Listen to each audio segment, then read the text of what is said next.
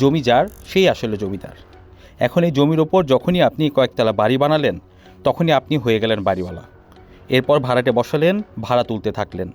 বাড়িওয়ালাদের জমিদার বলা যেত না যদি তারা ভাড়াটেদের প্রজা মনে না করতেন। দুর্ভাগ্যের বিষয়, এদেশের বাড়িওয়ালারা অনেক ক্ষেত্রেই ভাড়াটেদের সাথে প্রভুসুলভ আচরণই করে থাকেন।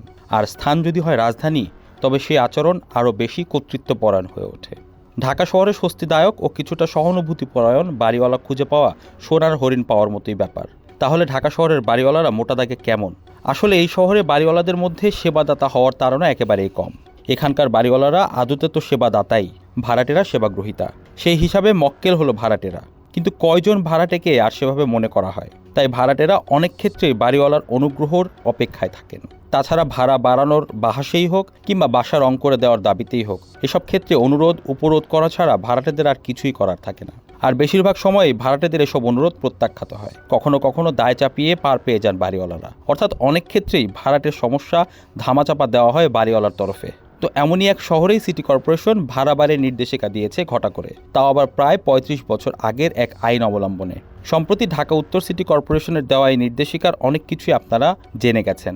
এবার পাঠক, আপনারাই বলুন, নির্দেশিকায় থাকা এত সব নির্দেশের কোনগুলো পুরোপুরি মেনে চলা হয়? আদৌ কি বাড়িওয়ালারা এসব মেনে চলেন? এক বছরের মাথায় বাড়ি ভাড়া না বাড়ায় কতজন বাড়িওয়ালা? যে কোনো সময় ভাড়া বাসায় ঢুকতে পারেন কতজন ভাড়াটে? 11টায় গেট বন্ধ করা হয় না ঢাকা শহরের কতগুলো বাড়িতে? ভাড়া নিয়ে রসিদ দেয় কত শতাংশ বাড়িওয়ালা? এর বিপরীতে সব ভাড়াটিয়াও কি 10 তারিখের মধ্যে ভাড়া মেটান? কথা না রাখার বাড়িওয়ালার পাশাপাশি নিয়ম না মানা ভাড়াটেও তো আছেন। যদিও ভাড়ার মতন ব্যাপার বাদে বাকি নির্দেশনাগুলো মানার বাধ্যবাধকতার বেশিরভাগই বাড়িওয়ালাদের ঘাড়েই বর্তায়। এমন না মানার অবস্থার মধ্যেই ডিএনসিসি এসব নির্দেশনা দিয়েছে। তাও যে সমস্যাটিকে স্বীকৃতি দেওয়া হলো, এটাও অবশ্য প্রশংসার যোগ্য। কিন্তু কথা হলো, বাড়ি ভাড়া নিয়ন্ত্রণ আইন 1991-এর আলোকে নতুন নির্দেশিকা দিয়ে আসলে লাভ কি হচ্ছে? এই আইন তো আগে থেকেই ছিল। এটি না মানার বিষয়টিও অনেক দিন আগে থেকেই চলে আসছে। আইন যে একটা আছে সেটি মনে করিয়ে দেওয়াই কি উদ্দেশ্য কেবল? মনে রাখতে হবে, সরকারি প্রতিষ্ঠানের যখন এভাবে আইনের কথা স্মরণ করিয়ে দিতে হয়, তখন বুঝতে হবে ওই খাত আদতে পুরোপুরি বিশৃঙ্খল এবং অনিয়ন্ত্রিত। যে কোনো আইন বা নির্দেশিকা দেওয়ার অর্থ হলো বৈষম্যের অবসান করার ইচ্ছা। তবে বাড়ি ভাড়া নিয়ন্ত্রণ আইন 1991 দিয়ে সেই উদ্দেশ্য খুব একটা পূরণ হয়নি।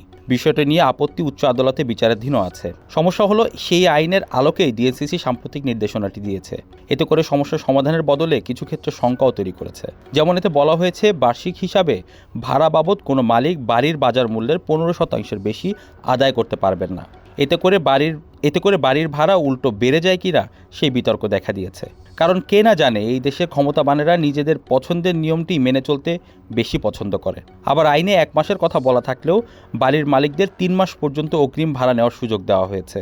তবে কি এসব সুযোগকে উস্কে দিল ডিএনসিসি? কারণ ভাড়ার বিবাদে সালিশ ভিত্তিক সমাধানের যে উপায়ের কথা সাম্প্রতিক নির্দেশনায় বলা হয়েছে, তাতে প্রাথমিকভাবে ডিএনসিসি সরাসরি সম্পৃক্ত হয়নি।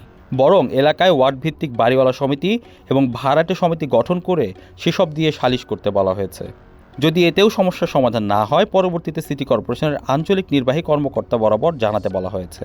কথা হলো, যেসব সমিতির অস্তিত্বই সেভাবে নেই, সেসব দিয়ে প্রাথমিক সমাধান কিভাবে হবে? এদিক থেকে মনে হতেই পারে ডিএনসিসি আসলে একটা নামকা ওয়াস্তে দায়িত্ব পালনের জন্য নির্দেশনাটি দিয়েছে। এমন ধারণা করা দোষের কিছু নয়। অন্তত বাড়ি ভাড়া করেই থাকাদের মনে এমন ধারণা জন্ম নিতেই পারে। অর্থাৎ দীর্ঘদিন ধরে চলতে থাকা একটি নাগরিক সমস্যার সঠিক সমাধানের পথে আদতে হাঁটাই হলো না, বরং আরও বিভ্রান্তি তৈরি হলো। এই বিভ্রান্তির চক্রে ঘুরে সেই বাড়িওয়ালা বনাম ভাড়াটে শীর্ষক রেশারেশিও শেষ হবে না। মাঝে দিয়ে সংশ্লিষ্ট সংস্থার প্রচার হলো, পিআর হলো।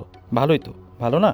আর এত কিছুর ফাঁকে বছরের শুরুর মাসটাতেই ঢাকা শহরের অসংখ্য ভাড়াটিয়া দিতে শুরু করেছেন বাড়তি ভাড়া।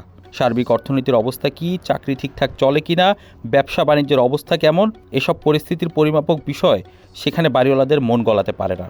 অনেকেই হয়তো 1 বছরের ব্যবধানেই বাড়তি ভাড়া দিতেও শুরু করে দিয়েছেন। তা আমাদের সরকারি কর্তৃপক্ষ কি সেসবের খোঁজ নিতে ছোটোখাটো কোনো জরিপ চালাবে? অবশ্য না চালালেই বা কে কি বলতে যাচ্ছে? নাগরিক থুক্কু প্রজাদের জন্য এত মমতা দেখিয়েছে কে কবে?